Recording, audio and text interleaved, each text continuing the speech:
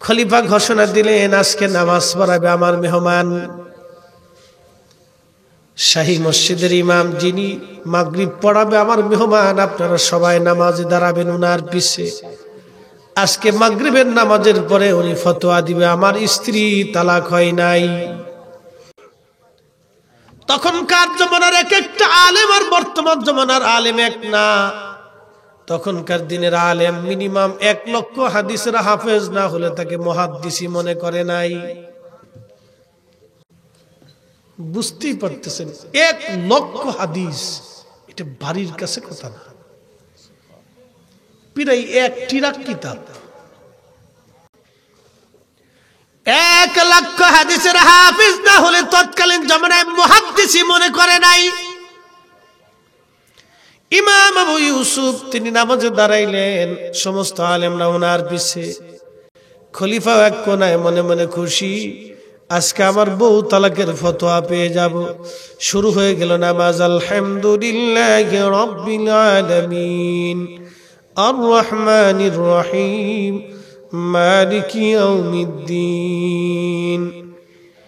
সূরা ফাতিহা শেষ করার পরে ইমাম ইউসুফ শুরু করলেন, ওয়াত্তিন ওয়াজ-যাইতুন وطور سينين وهذا البلد الأمين لقد خلقنا الإنسان ইনসান হবে। ইমাম ইউসুফ পড়তে লাগলেন, লাকাদ খালাকনাল কমারা ফি। পিছন দিক থেকে আওয়াজ আসলো, আল্লাহু আকবার। বলেছি ফরবে হলো লাকাদ খালাকনাল ইনসান, কোরআনে আছে লাকাদ খালাকনাল ইনসান, কিন্তু ইমাম ইউসুফ পড়তেছে লাকাদ খালাকনাল কামার। কামার মানে চাঁদ, ইনসান মানে মানুষ। কোরআনে আল্লাহ বলছে ইনসানের কথা, কিন্তু ইমাম ইউসুফ পড়তেছে চন্দ্রের কথা, লাকাদ খালাকনাল কামার। নামাজের ভিতরে পিছন দিক থেকে আলেমরা বলতেছে আল্লাহু আকবার, মানে লুকমা বলুইছে। আবার শুরু করছে, ওয়াত্তিন ওয়াজ-যাইতুন ওয়াতুরি সিনিন ওয়াহাদাল বালাদিল আমিন লাকাদ খালাকনাল কমার। পিছন দিক থেকে আবার আল্লাহু আকবার। খলিফা চিন্তা করে, হাই হাই কোন হুজুর ধরে লইছি, যে বেটা সূরা 3 ভুল করে হে বেটা আবার বউ তালাকের ফতোয়া দিব। বউ গেল গা, ইজ্জত গেল গা। নামাজের ভিতরে খলিফা পারে না, দৌড় দিয়ে ফালায়, কোন হুজুর ধরে লইছি, কি ইজ্জত আজকে গেল রে আমার ফানসার, আজকে ইজ্জত শেষ। পিছন দিক থেকে বড় বড় হুজুরা চিন্তা করে, আজকে খলিফারে পাইছি, ফতোয়া দেওয়ার লেগে খলিফার লোক খুঁজে পাইছে না। বেটা সূরা 3 পড়তে আরে না, হাতে ফতোয়া দিতে, কি মুশকিল। ইমাম হযরত ইউসুফ এত বড় ইমাম, তিনি ছোটখাটো আলেম ছিলেন না, তিনি ইমামুল আজমের ছাত্র ছিলেন। একবার জোরে বলা যাবে কি মারহাবা। ইমামুল আজম ছিলেন ইমাম ইব্রাহিম নখীর ছাত্র। ইমাম ইব্রাহিম নখী ছিলেন হযরত আব্দুল্লাহ ইবনে মাসউদ রাদিয়াল্লাহু আনহুর ছাত্র। তিনি ছিলেন রাহমাতুল লিল আলামিনের ছাত্র, আর রাহমাতুল লিল আলামিন ছিলেন আমার আল্লাহর ছাত্র। চিৎকার মেরে জোরে বলেন না মারহাবা। আল্লাহু আকবার। আল্লাহর ছাত্র নবী, নবীর ছাত্র ইবনে মাসউদ, তিনার ছাত্র ইব্রাহিম নখী, তিনার ছাত্র ইমাম আজম, তিনার ছাত্র ইমাম ইউসুফ। ভুল তো হবেই না, উল্টা সমাধান কি দেখেন। নামাজ শেষ হয়ে গেল, ওয়াত্তিনি ওয়াজ-যাইতুন ওয়াতুরি সিনিন ওয়াহাদাল বালাদিল আমিন লাকাদ খালাকনাল ইনসানা ফি আহসানি তাকওয়িম। আল্লাহ এখানে বলছেন আমি মানুষকে সুন্দর অবয়ব দিয়ে সৃষ্টি করেছি, সুন্দর অবয়ব দিয়ে সৃষ্টি করেছি। মাগরিব শেষ, উলামায়ে কেরাম বলল, খলিফা কি হুজুর ধরে নিয়ে আসছেন? আপনার স্ত্রীর পক্ষে বলে ফতোয়া দিবে আপনার বিবি তালাক হয় নাই। বেটা সূরা ফাতিহার ভিতরে সূরা মাগরিবে সূরা 3-এর মধ্যে ভুল করলো, সে কি ফতোয়া দিবে? ইমাম ইউসুফ বলেন, উলামায়ে কেরাম ক্ষমা করবেন, আমি ভুল করি নাই, আপনারা নিজেরা ভুল করেছেন। নামাজ কি আমরা পড়েছি? নামাজ তো আপনি পড়াইলেন। নামাজ আমি পড়াইছি বেটে। খলিফার স্ত্রীর ব্যাপারে আপনাদের কি ফতোয়া? বলে স্ত্রী তালাক হয়ে গেছে। বলে কারণ কি? চাঁদের চাইতে মানুষ কি করে সুন্দর হয়, কোনো দলিল নেই। বলে এটাই তো ভুল। কোরআনে আল্লাহ বলেছেন লাকাদ খালাকনাল ইনসান। কোরআন তো আল্লাহ লাকাদ খালাকনাল কামারের কথা বলে নেই, চাঁদের কথা বলে নেই, সূর্যের কথা বলে নেই, জমিনের কথা বলে নেই, আসমানের কথা বলে নেই, জিনের কথা বলে নেই, ফেরেশতার কথা বলে নেই। আল্লাহ কোরআনে মানুষের কথা বলছে। অতএব মানুষের চাইতে সুন্দর সৃষ্টি তার কিছু হতেই পারে না।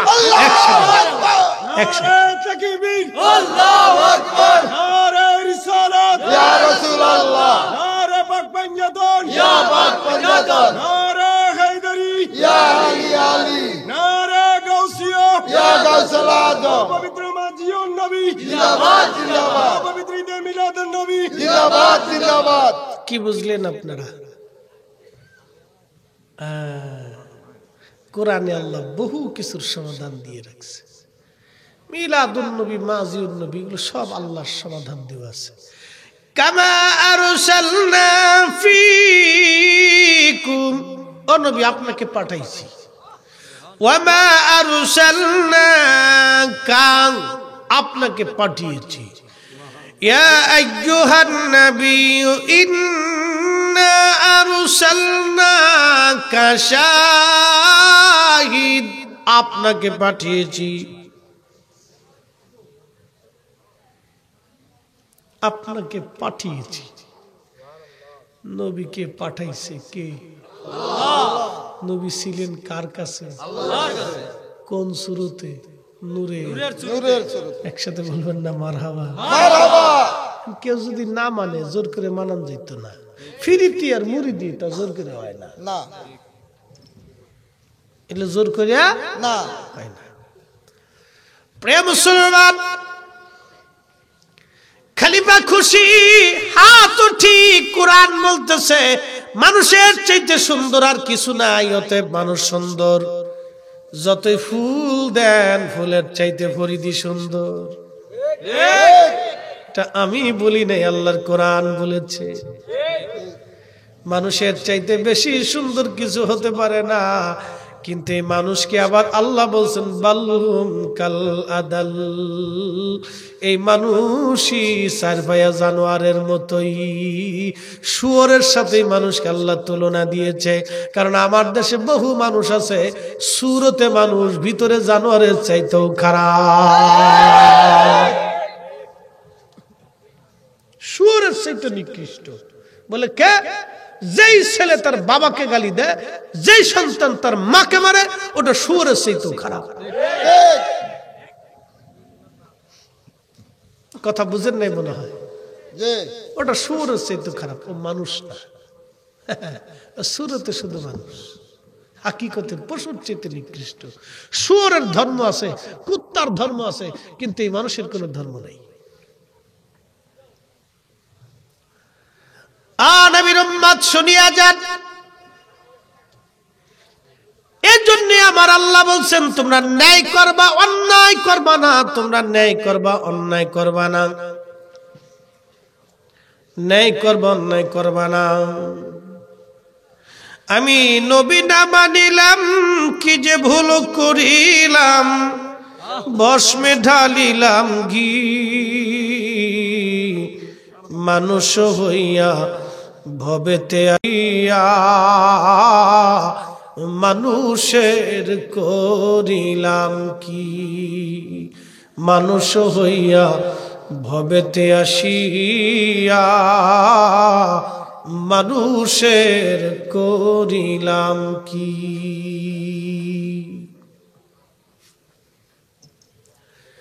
কুমিল্লার মুসলমান, মানুষ হওয়া লাগবে। মানুষ, আল্লাহ আমাদেরকে দুনিয়াতে মানুষ বানিয়ে পাঠিয়েছেন, শ্রেষ্ঠত্ব দান করেছেন এই মানুষকে। আল্লাহ বলেন কুনতুম খায়রা উম্মাতিন উখরিজাত লিন-নাসি তা'মুরুনা বিল মা'রুফি ওয়া তানহাউনা আনিল মুনকার। আল্লাহর জবানে আল্লাহ বলে, হে বান্দা, কুনতুম খায়রা উম্মাহ, পৃথিবীর মধ্যে তোমরা শ্রেষ্ঠ জাত। একসাথে বলবেন সুবহানাল্লাহ। দুনিয়ার মধ্যে যত জাতি বানিয়েছি, ও আমার আখিরি নবীর উম্মতরা, তোমরা দুনিয়ার মধ্যে শ্রেষ্ঠ জাতি, তোমরা পৃথিবীর মধ্যে শ্রেষ্ঠ জাত, তোমাদের মতো উত্তম আর কেউ নাই, তোমরাই শ্রেষ্ঠ। এখন এই শ্রেষ্ঠত্ব নিতে হলে আপনাকে অবশ্যই মানুষের কাতারে আসতে হবে। বলে হুজুর, মানুষ কেমনে হব, কি করে মানুষ হব? ভাইজান, মানুষ হতে হয় নীতিগতভাবে, নৈতিকতার জন্য, মানবতার দৃষ্টিকোণ থেকে মানুষ হতে হয়। আল্লাহ পাক নবীর চরিত্র দিয়ে মানুষ হওয়া লাগবে। আল্লাহ রাসূলের পরিপূর্ণ চরিত্রের মতো এত সুন্দর আদর্শ পৃথিবীতে আর কারো নাই। আপনি যদি মানুষের মতো মানুষ হতে চান, আল্লাহর কোরআন বলতেছে, লাকাদ কানা লাকুম ফি রাসূলিল্লাহি উসওয়াতুন হাসানা। তুমি নবীর চরিত্র নিয়ে নাও, নবীর চরিত্রের মতো উত্তম মডেল আর কারো চরিত্র হতে পারে না। আল্লাহর নবীর চরিত্র তুমি যদি নিতে পারো, তাহলে তুমি শ্রেষ্ঠ হবা, তুমি জগৎ সেরা হবা, তুমি মানুষ হতে পারবা, মানুষের মতো মানুষ হতে পারবা। নবীর চরিত্র ছাড়া কেউ মানুষের মতো মানুষ হতে পারে নাই। আমাদেরকে মানুষের মতো মানুষ হওয়া লাগবে, যেহেতু আল্লাহ মানুষ করে দুনিয়াতে পাঠাইছে। মানুষ যদি হতে পারি, তাহলে কি লাভ হবে আজকে বুঝাই। মানুষের মতো মানুষ হতে হবে। যদি মানুষের মতো মানুষ হতে পারি, তাহলে কাজ আছে। এই বলছিলাম যে সুরতে মানুষ, ভিতরে পশু, একবারে মানুষের কাতারেই নেই। বাংলাদেশের বহু সেক্টরে ঘুষ হয়। কি কথা কর না কেন? ঘুষ আছে না বাংলাদেশে? দুর্নীতি আছে না? ঘুষ, এই যে ঘুষের টাকা আর এই ঘুষের টাকার গরুর গোশত আর শুয়োরের গোশতের মধ্যে তফাৎটা কি বলেন তো? কথা বুঝেন নাই মনে হয়? বলতেছি, ঘুষের টাকার গরুর গোশত আর শুয়োরের গোশতের মধ্যে তফাৎটা কি? সমান। জোরে বলেন সমান। একসাথে বলেন, একসাথে সমান। কেউ যদি শুয়োরের গোশত খেয়ে মাকামে ইব্রাহিমে নামাজ পড়ে, হবে না। 40 বছর যদি পড়ে, তাহলে ঘুষের টাকা দিয়ে যারা হজ করতে যায়, বৃদ্ধকালে 2-3 চিল্লে টিল্লে মাইরিয়ে, এরপরে কোনো কোনো পীরের দরবারে যাইয়া মুরিদ টুরিদ ওইয়া ধরেন আর কি। আমি কাউরে বাদ দিতেছি না, আবার অনেকে হুজুর আমরা বিরোধিতা করছেন। আচ্ছা, ঘুরে টুরে আইসিয়া এরপরে দাড়ি দুড়ি রাইখিয়া, আমার দিকে তাকান, দাড়ি তো তখন আগে তো স্বাস্থ্য, দাড়ি দুড়ি রাখার পরে সাদা হয়ে গেছে। দাড়ি দুড়ি রাইখে মেহেন্দি সিন্দি লাগাইয়া একবারে টুপি টুপি সাদা, দাড়ি সাদা, টুপি সাদা, জুব্বা সাদা, পায়জামা সাদা, লুঙ্গি সাদা, মোজা সাদা, জুতাটাও সাদা, তসবিটাও সাদা, যায় নামাজও সাদা। শয়তানে আসে আর কে উড়ে দুলাভাই, বাপরে বাপ, আমার দুলাভাই দিয়ে সব সাদা বানাই ফেলেছে। শয়তানে হাসে আর কয়, দুলাভাই তুমি সারা বছর ঘুষ টুস খাইয়ে এরপর 2-4টে বাড়ি টাড়ি বানাইয়া তোমার এই একবারে মাকাম ইব্রাহিমে কাবাগরে এসে উটের গোশত, দুম্বার গোশত, খেজুর খাইয়া এখন এই কাবাগর ধরে কাঁদতেছো। দুলাভাই তোমার মতো সিটার আমি দুনিয়ার দেখি।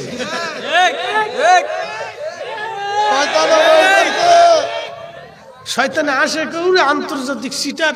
আমি 9 লক্ষ বছরে যা চিন্তা করি নাই, আমার দুলাভাই 60 বছরের জীবনে তার সাথে বেশি করে ফেলে।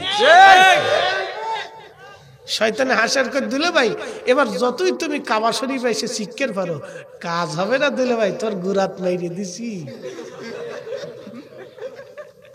তুমি যা খাইছো সব হারাম।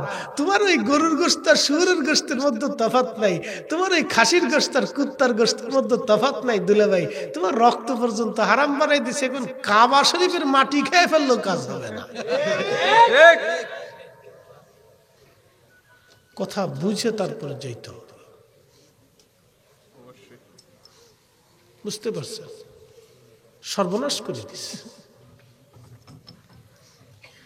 আল্লাহ রসুল সাহাবায়ে কেরামকে বলতেছিলেন, সাহাবীরা রে, একজন ব্যক্তি মরুভূমির ভিতরে যে মুসাফির হালতে দিক শূন্য হয়ে পানি শূন্য হয়ে আল্লাহর দরবারে হাত বাড়ায় কাঁদতেছে, ইয়া রব, ইয়া রব, আমি বিপদে পড়ছি আল্লাহ, মরুভূমির ভিতরে মহাশূন্য আমি মুসাফির, তুমি বলছো মুসাফিরের দোয়া কবুল হয়, আমি এক কঠিন বিপদগ্রস্ত মুসাফির, আল্লাহ আপনি আমাকে সাহায্য করেন।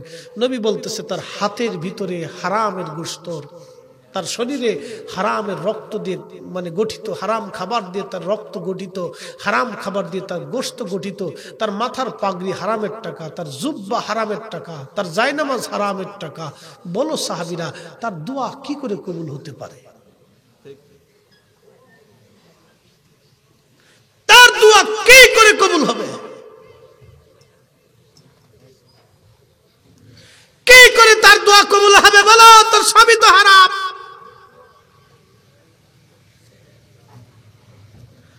বুঝে যাওয়াটা জরুরি মোহতারাম। মানুষ মনে করে যে আমি অন্যায় করব, শেষে একটু মাপ সাপ চাইয়ে দেখি বুজুর্গ হওয়া যায় কিনা। এই আমার কাছে আমার দিকে তাকান, আপনি আমার হক নষ্ট করছেন, আপনি আমার হক নষ্ট করে আল্লাহর কাছে মাপ চাইলে কি লাভ হবে? আপনি মাকে কষ্ট দিচ্ছেন, আল্লাহর কাছে মাপ চাই কি লাভ হবে? আপনাকে ক্ষমা করবে মা। আপনি এতিমের টাকা মাইরে খাইছেন, আল্লাহর কাছে মাপ চাই কি হবে? আপনি খাইছেন তো এতিমের টাকা, আল্লাহর কাছে মাপ চাইলে কি লাভ হবে? আপনি নামাজ পড়েন নাই, রোজা রাখেন নাই, হজ করেন নাই, এই আল্লাহর কাছে মাপ চাইলে আল্লাহ মাফ করুন। কিন্তু বান্দারটা যেটা নষ্ট করছেন, এটা আল্লাহর কাছে মাফ চাইলে কাজ হবে না, এটা বান্দার কাছে চাইতে হবে। কার কাছে চাইতে হবে? বান্দার কাছে। আজকে একটা ঘটনা শুনাইয়া আপনাদেরকে নিয়ে দোয়া করুন। বেশি রাত করবো না, 2টার ভিতরে শেষ দিয়ে দেব, চিন্তা নেই। 15 মিনিট আমাকে সময় দিতে হবে, পারবেন না ইনশাল্লাহ? একসাথে জোরে বলেন তো আল্লাহু আকবার। অ্যাটেনশন, ঘটনাটা অত্যন্ত চমৎকার। এই আমার দিকে তাকা, ওই পিছনে যারা বাদাম খেতেছিস এদিকে আমার দিকে তাকা। চলতেছে হুশ নাই, ওর চিন্তা হলো তাবারক দিবে না কোনো সময়, হুশ নাই, চলতেছে। এ মুসল্লি একবার কোনা, তোরা মনে করছে আমি চোখ বুঝি মাথার উপরে থুইছি না? আমাকে চোখের কিন্তু বিরাট পাওয়ার রে, এটা কিন্তু মারাত্মক চোখ। আমার দিকে তাকা, পিছনের কোনাত গ্রুপ এদিকে তাকা বাবা, অন্যদিক তাকাস কে? ওখানে নিয়ে একটা জ্বালা। এই বয়সে প্রত্যেকটা দাঁড়ায় মুতে, বয়ে মুতে না তো, আর একটা মুততে পানি লয় না। কি কথা ঠিক কিনা? পিছনে একটা মুততে পারে, কিন্তু মুসল্লি মাহফিলে বইছে, তাকে এটাও পালা তো দেখো অসুবিধা তো বয় যাইস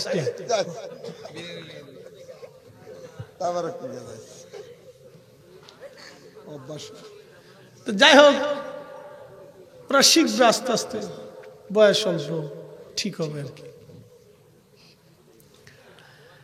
একটা ঘটনা বলতে চাইছিলাম।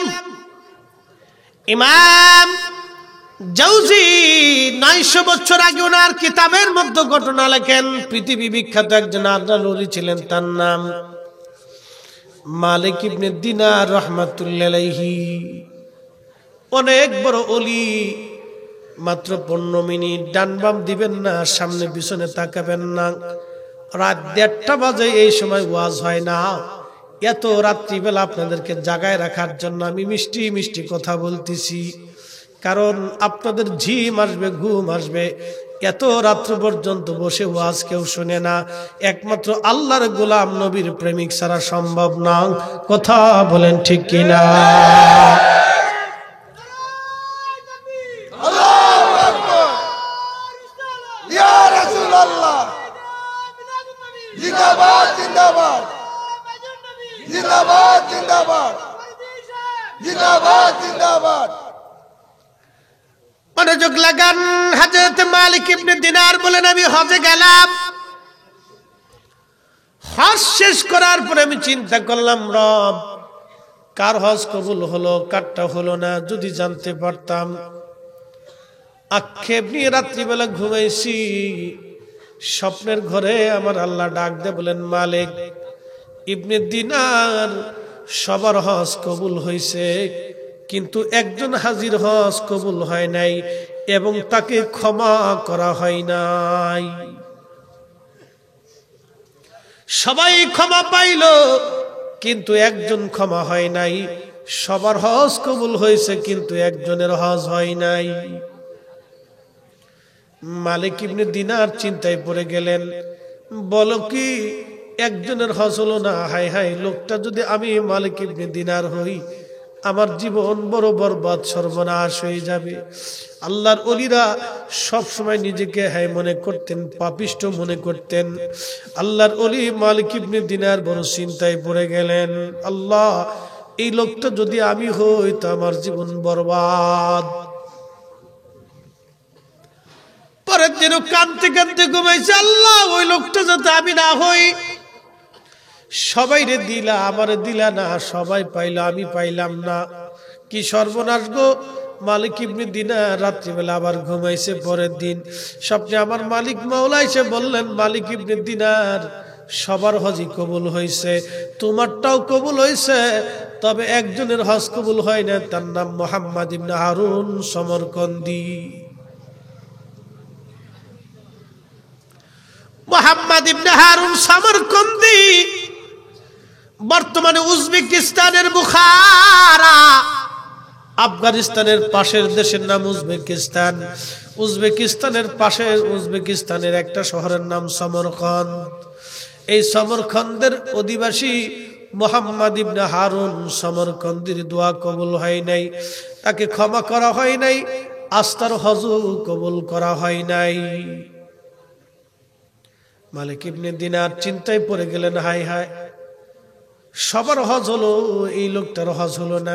লোকটাকে তো যায় বলার দরকার, দেখার দরকার, কারণটা কি জানার দরকার। সকালবেলা বের হইয়া সারা মক্কায় খুঁজে শুনছো মুহাম্মদ ইবনে হারুন সমরকন্দিরে চিনো? মক্কার লোকেরা বলল, হা আমরা তারে চিনছি, আজকে 40 বছর ধরে সে মাকামে ইব্রাহিমে নামাজ পড়ে। মালিক ইবনে দিনার আরো চিন্তায়, 40 বছর ধরে নামাজ পড়ে, 40 বছর ধরে রোজা রাখে, 40 বছর ধরে সে হজ করে, 40 বছর ধরে সারা রাত সে ঘুমায় না, 40 বছর ধরে সারা দিন সে রোজা রাখে। এই লোকটার হজ হলো না, দোয়া হলো না, তারে মাফ করা হলো না, কারণ কি? মালিক ইবনে দিনার পেরেশান হয়ে গেছে, হাই হাই, কারণ কি? লোকদেরকে বলে, লোকেরা তোমরা কি তার ঠিকানা জানা? লোকেরা বলল, হা হুজুর আমরা তারে চিনি, সে মক্কার বিরান ভূমির ভিতরে একটা গাছ আছে, এই গাছের নিচে সে সবসময় ইবাদত করে যায়, দেখতে পারেন। মালিক ইবনে দিনার বলে, মক্কার বিরান ভূমিতে আমি গেলাম, যাওয়ার পরে দেখি একটা গাছের নিচে দাঁড়ায়া দাঁড়ায়া মালিক ইবনে দিনার বলেন, মুহাম্মদ ইবনে হারুন সমরকন্দি দাঁড়ায় দাঁড়ায় নামাজ পড়ে। আমি চুপচাপ পিছনে যা বসলাম, নামাজ শেষ হয়ে যাওয়ার পরে তাকে সালাম দিলাম। সে সালামের জবাব দিয়ে বলল, আল্লাহর বান্দা আপনার পরিচয় কি? আমি বললাম, আমার নাম মালিক ইবনে দিনার আল ইরাকি। বলল, আপনি ইরাকের জাহিদ? জাহিদ মানে দুনিয়া বিরাগী, কিছু মজ্জুব পাগল আছে দেখবেন, আপনারা পাগল মনে করেন না। কিছু মজ্জুব আছে দুনিয়া বিরাগী, তারা দুনিয়ার প্রয়োজন উপেক্ষা করে আল্লাহকে খোঁজার জন্য দিনহীন আল্লাহর ইবাদতে থাকে। আবার কেউ আছে মোসার দাড়িকুন্ডা কইতারে না, চুল টুল ওটা কাটেও না, পরিষ্কারও করে না, গোসলাদিও করে না, নামাজ রোজাও করে না। এই যে আন্দা গান্দা ফসা, এটার কোনো চরিত্র নেই। এটার আবার অলি মনে করেন না, এটি শয়তান। পাড়ার এদের ভিতরে কোনো তফাৎ নাই। বলে হুজুর এই কথা বললেন কে? ফাটারও শরীর দিয়ে গন্ধ খায়, এদেরও শরীর দিয়ে গন্ধ খায়, খালি কাজা খায়। এই কি কথা কর না কে? আসতে ঠিক করিস না, তোরা তো মুইতে পানি লইস না।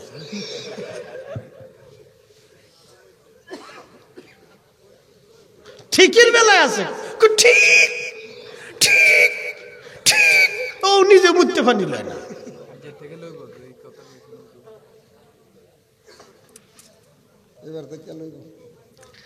পেশাব করে পানি লইস, শুনছস নি? ছোট্ট গুরু পেশাব করে পানি লইবা, ঢিলা কুলুপ করবা, এটা আল্লাহর যদিও ফরজ না, কিন্তু অনেক উপকারী। আল্লাহ অনেকগুলি রোগ থেকে বান্দাকে হেফাজত করে, অনেক রোগ থেকে আল্লাহ বাঁচায়। এবং আল্লাহ তার জীবনকে পরিচ্ছন্ন রাখে, পরিষ্কার রাখে। আল্লাহ তার সৌন্দর্যকে, আল্লাহ তার স্বাস্থ্যটাকে নিরাপদে রাখে। একসাথে বলবেন না মারহাবা? এই আমাদের হুজুর গারে দেখবেন বয়স বুড়া হয়ে গেছে, কিন্তু চেহারা নষ্ট হয় না। এক একজন ইমাম সাহেবের বেতন কত?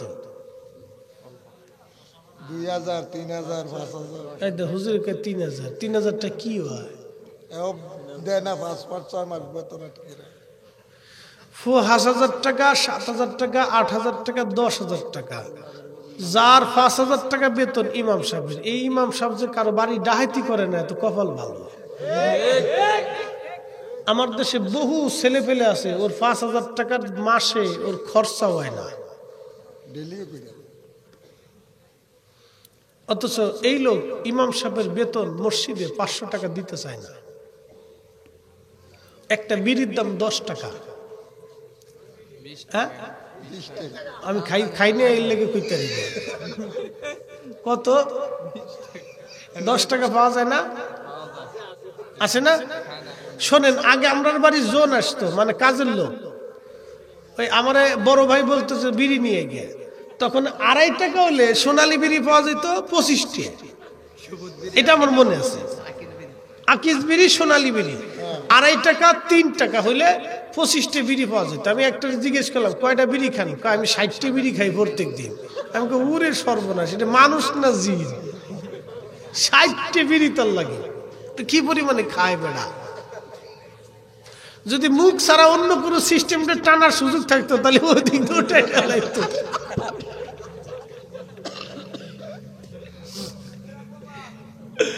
একদিন বাথরুমে ডুয়ে দিই, খালি বিড়ির গন্ধ। 10 টাকা দিয়ে কি 8 টাকার বেলা বেড়া পরিষ্কার করছে, খালি বিড়ির গন্ধ খায়। হুজুর কি করবো, আপনার আগে যে ঢুকছিল হেতা বই বই বিড়ি টানছে। তাই কি বেড়া রে, কত রাস্তাঘাট আছে, দোকানপাট আছে, এনে সেনে বিড়ি খাইতে রে, তো বাথরুমে কে কয় না খাইলি বলে ক্লিয়ার হয় না। বুঝতে পারছি? তার মানে বিড়ি ধরে নাই, বিড়ি হেরে ধরিয়া লাগছে। যত টান তত হারাম, বিপদ বিপদ। এই যে 10 টাকা করে যদি বিড়িতে যা প্রত্যেক দিন 5টা বিড়িও খায়, তাহলে কত? 50 টাকা চলে গেল। মাসে বিড়ির পিছনে তার 1500 টাকা খরচা হইল। কিন্তু ইমাম সাহেবের 200 টাকা দিতে এই ক্যাশিয়ারের জান শেষ করে ফেলায়। কি কথা কন না কেন? ও মনে করছে ইমাম সাহেব ঠকাই ও বেহেশত যাইব। আবার রাত্রিবেলা ঘুমাই ঘুমাই চিন্তা করে আল্লাহ মরে যাওয়ার পরে 80টা হুর দিও। শয়তানে আশাকে উড়ে সিটা। তুই ইমাম সাহেবের 200 টাকা দেও না মসজিদে, আবার ঘুমাই ঘুমাই শব্দ দেহ জান্নাতে হুর পাবা। শয়তানে আশাকে দুলা ভাই চিন্তা করতে থাকো, ওই খালি শব্দ দিয়ে যাবা, কিন্তু বেশ তো হুর পাবা না। ইমাম সাহেবের আগে টাকা দাও, ইমাম সাহেব ঠকায় না, এখনো সিটা নেই। কি কথা কর না কা? 6 মাস 3 মাস 9 মাস ইমাম সাহেবের বেতন বাকি থুয়ে দিছে। ওর আম চলে, দুধ চলে, কলমা চলে, বিড়ি চলে, পান চলে, চা চলে, ইমাম সাহেবের 200 টাকা বেতন চলে যায়। ঠিক আসতে বললেন কেন? 10,000 টাকা একজন ইমামের বেতনে সারা জীবন একটা মাসে কি হয়? তার বাচ্চা কাচ্চা, সংসার, সন্তান, কত কিছু আছে, মনের ইচ্ছা আকাঙ্ক্ষা আছে। এটা কোন কথা হলো?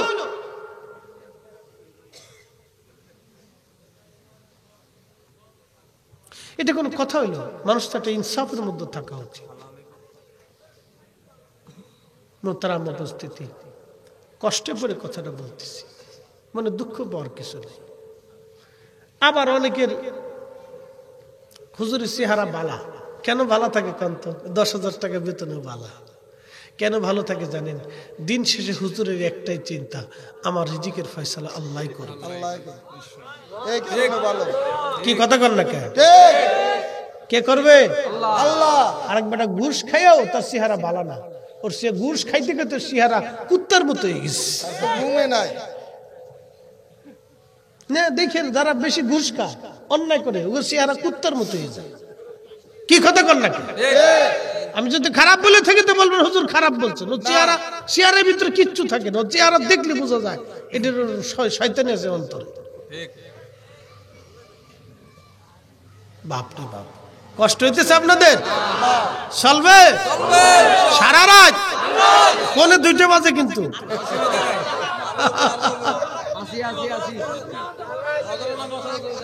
হুজুর এক পর্যন্ত ইনশাআল্লাহ। ওরে সর্বনাশ, না কালকে জোরের পরে যাবো না, কুমিল্লার যাই লাভ কি?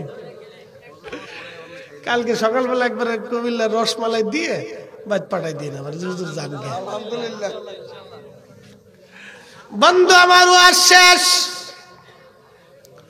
হাজরাতে মালিক ইবনে দিনার সমর বলতেছেন, আমি সমরকন্দির কাছে গেলাম, জিজ্ঞেস করলাম, হে মোহাম্মদ ইবনে হারুন সমরকন্দি, তোমাকে একটা সংবাদ দেওয়ার জন্য আসছি। বলে হুজুর বলেন কি সংবাদ? বলে সংবাদটা হলো, আমি স্বপ্ন দেখেছি সবার হজ কবুল হয়েছে, তোমার হজ কবুল হয় নাই। সবাইকে ক্ষমা করা হয়েছে, তোমাকে মাফ করা হয় নাই।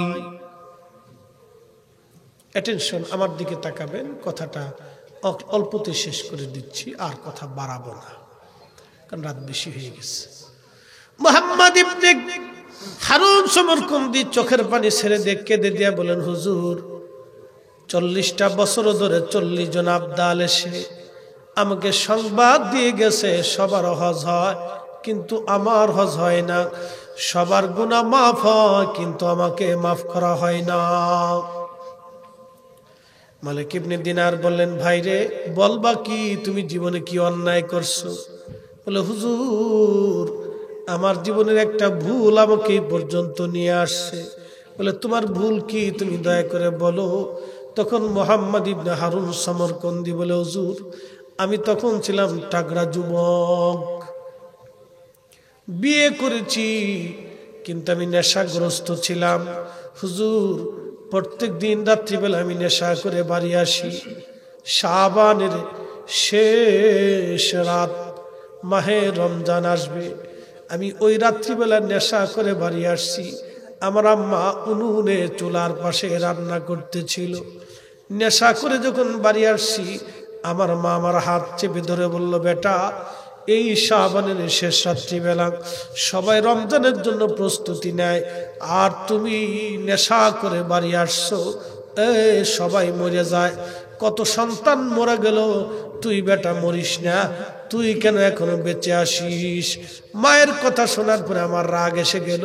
হুজুর আমি আমার মায়ের মুখের মধ্যে ঘুষি মেরে দিলাম।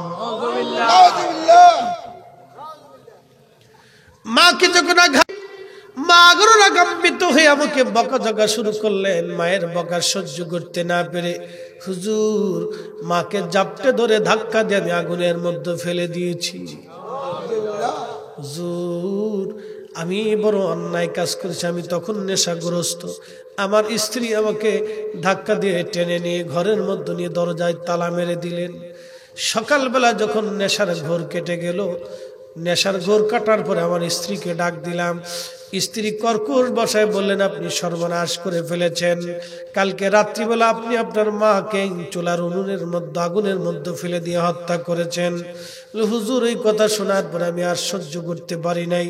দরজা ভেঙে বের হয়ে দেখলাম মা আর নাই, আগুনের মধ্যে পুড়ে মা কয়লা হয়ে গেছে। হুজুর, এই দৃশ্য করে দেখার পরে আমি নিজেকে আর সহ্য করতে পারলাম না। আমি তওবা করলাম, আমার মাকে আমি দাফন কাফন করলাম, স্ত্রী থেকে জুদা হলাম, তালাক নিলাম, তালাক দিলাম। আমার সমস্ত সম্পদগুলি আল্লাহর রাস্তায় দান করলাম। আমার যত দাসী বাদী আছে আমি সব আজাদ করে দিলাম, মুক্ত করে দিলাম। নিজ হাত দিয়ে যে হাতে মাকে মারছিলাম, ওই হাতটা আমি নিজে হাতে কেটে ফেলে দিয়েছি। হুজুর দেখেন আমার ডান হাত কাটা। যদি আল্লাহ মাফ করে, গলার মধ্যে চামড়া কেটে এখান দিয়ে শিকল ঢুকাইয়া পায়ের সাথে বেঁধে রাখছি, 40টা বছর নিজেকে শাস্তি দিতেছি, যদি আল্লাহ মাফ করে। হুজুর, 40 বছর 40 জন আবদাল এসে আমাকে বলছে আমার ক্ষমা হয় নাই। আজকে 40তম বছরে আপনি এসে বললেন আমার ক্ষমা হয় নাই। হুজুর, 40 বছর ধরে আমি আল্লাহর কাছে মাপ চাইতেছি, 40 বছরেও আমার আজ ক্ষমা হলো না। বুঝে বাড়ি যাবেন, ওয়াজ শুনে নিয়ে বাড়ি যাবেন। তাবারক শুধু নিয়ে যাবেন না, ওয়াজটা বাড়ি পর্যন্ত নিয়ে যাবেন। এক আল্লাহর ওলির বাস্তব জীবন থেকে বলতেছি। মুহাম্মদ ইবনে হারুন সমরকন্দি কাঁদে আর বলে, হুজুর, 40টি বছর ধরে আমি মাকাম ইব্রাহিম সারা রাত্র জেগে জেগে নামাজ পড়ি, সারাদিন আমি রোজা রাখি, 40 দিন পর পর আমি পেট ভরে খাবার খাই। হুজুর, আমার ক্ষমা হয় নাই, আমার কি কোনোদিন ক্ষমা হবে না? মালিক ইবনে দিনার কেঁদে দিয়ে বললেন, বেটারে, কি সর্বনাশ করলি, তোর কি করে ক্ষমা হবে বল? তোর ক্ষমার তো কোনো রাস্তা দেখি না রে বেটা, কি সর্বনাশ করছিস, এই সর্বনাশের মাসুল কি করে দিবি বলো? এই কথা বলে হযরত মালিক ইবনে দিনার মুখের মধ্যে হাত দিয়ে বসে বসে কাঁদতেছিলেন আর বললেন, সমরকন্দি, এমন ভুলের কি করে ক্ষমা হয় বলো তো? তখনই সমরকন্দি হাত পরে দিয়ে চোখের পানি ছেড়ে দিয়ে কাঁদার বলে, হে বিপদ অবসরণকারী, হে তওবা কবুলকারী আল্লাহ, আমি 40টা বছর ধরে তোমার দরবারে মাপ চাচ্ছি। আমি বিনিময়ে এমনি মাপ চাই না, নেকের বিনিময়ে মাপ চাচ্ছি। 40টা বছর ধরে রাত্রি ঘুমাই না, 40 বছর ধরে আমি রাত্রিবেলা নামাজ পড়ি, 40টা বছর আমি দিনে রোজা রাখি, 40টা বছর ধরে নিজেকে শাস্তি দিচ্ছি, 40টা বছর ধরে আমি তোমার দরবারে কাঁদতেছি। আল্লাহ, তুমি যদি ফিরাও আমি কোন দরজায় হাত বাড়াবো? আল্লাহ, তুমি যদি ফিরাও আমি কোন দরজায় হাত বাড়াবো? আল্লাহ, তুমি মাফ না করলে আমি কোথায় মাফ পাবো? আল্লাহ, তোমার প্রশংসা করে শেষ করার মতো যোগ্যতা নাই। তোমার প্রশংসা তো তুমি নিজেই করেছ, তুমি নিজেই ক্ষমা করনে বলে। আল্লাহ, যদি ক্ষমা না করো সমরকন্দি কোথায় যাবে? এইভাবে সে খুবই বিনয়ে বিনয়ে বিনয়ে বিনয়ে কাঁদতেছিল। মালিক ইবনে দিনার বলেন, আমি চলে আসছি। চলে আসার পরে রাত্রিবেলা ঘুমানোর পরে স্বপ্নে দেখি রাহমাতুল লিল আলামিন তশরিফ আনছে। নবী আসেনি গো, কথা কথা, নবী আসেনি? যাদের চোখ নেই ওরা নবী দেখে না, কথা কর না কেন? যার চোখ নেই নবী দেখে না, নবীর জায়গায় নবী আছে। সূর্যের জায়গায় সূর্য থাকে, অন্ধ দেখেন, এটা সূর্যের দোষ না, এটা অন্ধের দোষ। নবীর জায়গায় নবী আছে, নজদি দেখে না, এটা নজদের ইমানের দোষ, আমাদের সুন্নিদের ইমানের দোষ না, কথা বল ঠিক কিনা?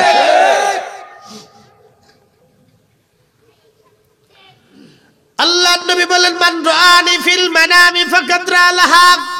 স্বপ্নে আমাকে কেউ যদি দেখে, বাস্তবে আমি নবীকে দেখছে। আমি নবী নিজে দেখা দিলাম, আমি নবী কথা বললাম, আমি নবী নিজে গেছি, ছবি যাই নাই। আল্লাহর নবী স্বপ্নে এসে মালিক ইবনে দিনারকে বলেন, মালিক রে, কে তোমাকে আল্লাহর রহমত থেকে বান্দাকে মাহরুম হতে বলেছে বলো? তুমি কেন খোদার রহমত থেকে বান্দাকে জুদা করো? আমার দেশের এক দল আছে, খালি খালি ওয়াজ করবে, কাই নামাজের পরে দোয়া না করলেও চলে, না করলেও চলে, না করলেও চলে।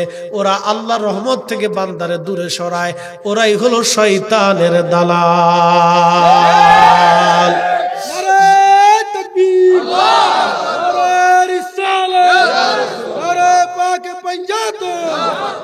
সময় কম, তাকবীর দিলে চলবে না, এখন সময় কম।